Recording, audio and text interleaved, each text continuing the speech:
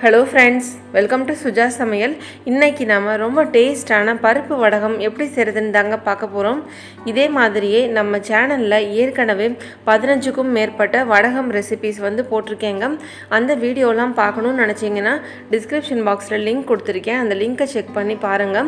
இதே மாதிரியே வீட்லயே ரொம்ப ஈஸியான மெத்தட்ல மில்க் பிக்கீஸ், ஓரியோ, போர்பன் பிஸ்கெட்லாம் யூஸ் பண்ணி ரொம்ப ஈஸியான மெத்தட்ல ஐஸ்கிரீம் எப்படி பண்றதுங்கிற வீடியோவும் போட்டிருக்கேங்க. அந்த வீடியோவும் பார்க்கணும்னு நினச்சிங்கன்னா லிங்கை செக் பண்ணி பாருங்கள். வாங்க இப்போது இந்த பருப்பு வடகம் எப்படி செய்கிறதுன்னு பார்க்கலாம்.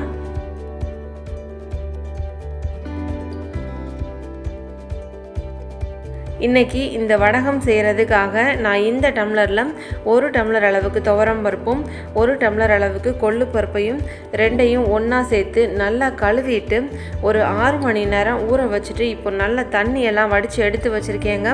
இப்போ இதை நம்ம மிக்சியில் சேர்த்து கொஞ்சம் கொரகொரப்பாக அரைச்சி எடுத்துக்கலாம். இப்போ இந்த வடகத்துக்கு கொள்ளு பருப்பு கண்டிப்பாக சேர்க்கணும்லாம் அவசியம் கிடையாதுங்க. உங்களுடைய விருப்பம்தான். வெறும் துவரம் பருப்பு மட்டும் ஊற வச்சு கூட நீங்கள் செய்யலாம். இப்போ நான் ஒரு மிக்சர் ஜார் எடுத்திருக்கேங்க. இதில் காரத்துக்காக ஒரு 6 பச்சை மிளகாய் எடுத்திருக்கேன். 1 டீஸ்பூன் அளவுக்கு சீரகம் எடுத்துக்கிறேங்க. இப்போ இது ரெண்டையும் மிக்சியில் சேர்த்து தண்ணி எதுவும் சேர்க்காமல் நல்லா அரைச்சிட்டு அதுக்கப்புறமா நம்ம பருப்பு சேர்த்து அரைச்சிக்கலாம். இப்போ பாருங்கள், பச்சை மிளகாவையும் சீரகத்தையும் நான் தண்ணி ஊற்றாமல் இந்த மாதிரி அரைச்சி எடுத்திருக்கேன். இது கூட நம்ம ஊற வச்சு எடுத்து வச்சுருக்கிற இந்த கொள்ளு பருப்பையும் துவரம் பருப்பையும் சேர்த்துக்கலாம். தண்ணி எதுவும் சுத்தமாக இல்லாத அளவுக்கு நல்லா ஒரு 10லேருந்து 15 நிமிஷத்துக்கு வடித்து எடுத்துட்டு அதுக்கப்புறமா சேர்த்துக்கோங்க. தண்ணி எதுவும் சுத்தமாக ஊற்றக்கூடாதுங்க. தண்ணி எதுவும் சேர்க்காமல் இதை நல்லா கொரகொரப்பாக அரைச்சி எடுத்துக்கோங்க. இப்போ இது கூடவே இந்த வடகத்துக்கு தேவையான அளவு உப்பையும் சேர்த்துக்கலாங்க. உப்பு கொஞ்சம் கம்மியாகவே சேர்த்துக்கோங்க. நம்ம தண்ணி சுத்தமாக சேர்க்கவே கூடாதுங்க. நம்ம 6 மணி நேரம் ஊற வச்சுருக்கோம்ல, அந்த தண்ணியே இதுக்கு போதும். அதே மாதிரியே கொஞ்சம் 1-2 கொரகொரப்பாகவே அரைச்சி எடுத்துக்கோங்க. இப்போ பாருங்கள், இதை அரைச்சி எடுத்தாச்சுங்க. மிக்ஸ் பண்ணுறதுக்கு ஈஸியாக இருக்கிற மாதிரி இதை கொஞ்சம் அகலமான பாத்திரத்தில் எடுத்து வச்சுக்கோங்க.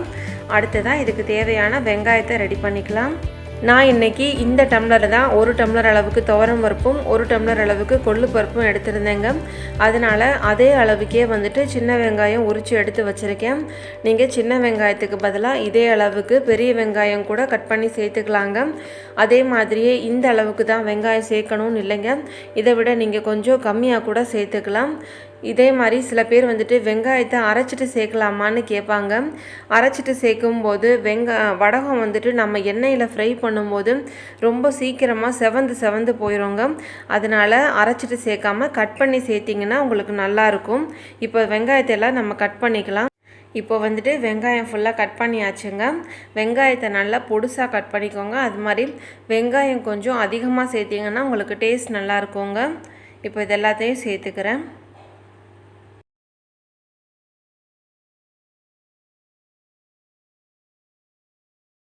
இப்போது அடுத்ததாக நல்லா பொடியாக கட் பண்ண கருவேப்பிலை கொஞ்சமாக சேர்த்துக்கிறேங்க. அடுத்ததாக கொஞ்சமாக பெருங்காயத்தூள் சேர்த்துக்கிறேன். இது கூட கொஞ்சம் ஒரு 1/2 டீஸ்பூன் அளவுக்கு மஞ்சத்தூளும் சேர்த்துக்கிறேன். இப்போ இது எல்லாத்தையும் சேர்த்து நல்லா மிக்ஸ் பண்ணிக்கலாங்க.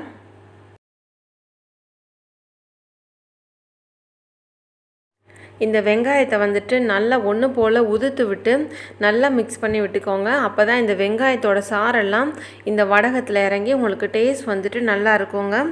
இப்போ இதை ஒரு வாட்டி நான் நல்லா மிக்ஸ் பண்ணி விட்டுக்கிறேன்.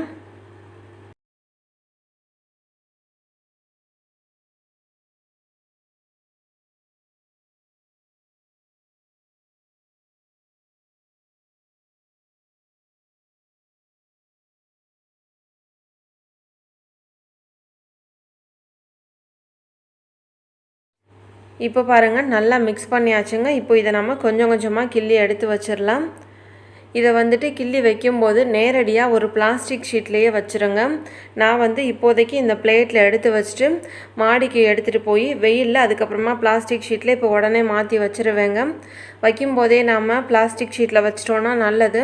ஏன்னா இது இந்த மாதிரி பிளேட்டில் வச்சுட்டு அப்படியே காஞ்சிருச்சுன்னா எடுக்கும்போது கீழெல்லாம் அப்புறம் கொஞ்சம் உடஞ்சி போன மாதிரி ஆகிடுங்க.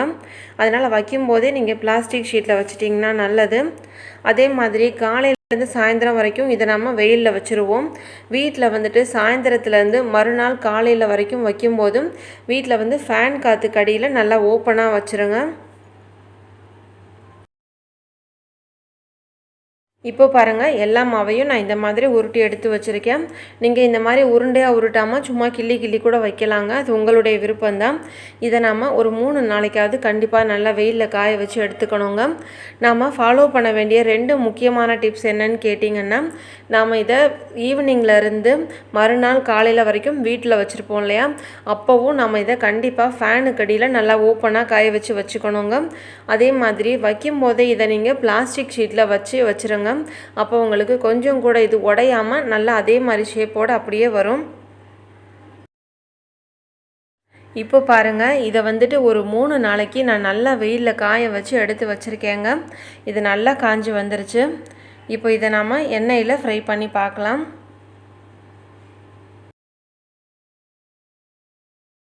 அடுத்ததாக இந்த பருப்பு வடகம் வந்துட்டு நம்ம ஃப்ரை பண்ணும்போது ஃபாலோ பண்ண வேண்டிய ஒரு முக்கியமான டிப்ஸ் வந்துட்டு, எண்ணெயை வந்துட்டு ரொம்ப அதிகமாக சூடு பண்ணக்கூடாதுங்க.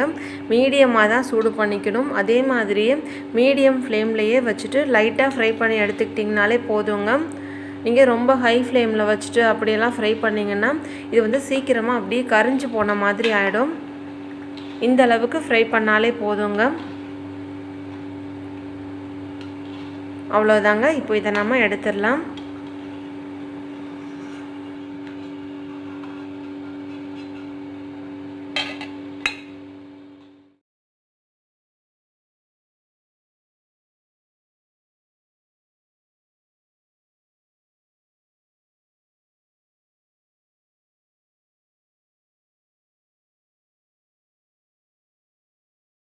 அவ்வளோதாங்க.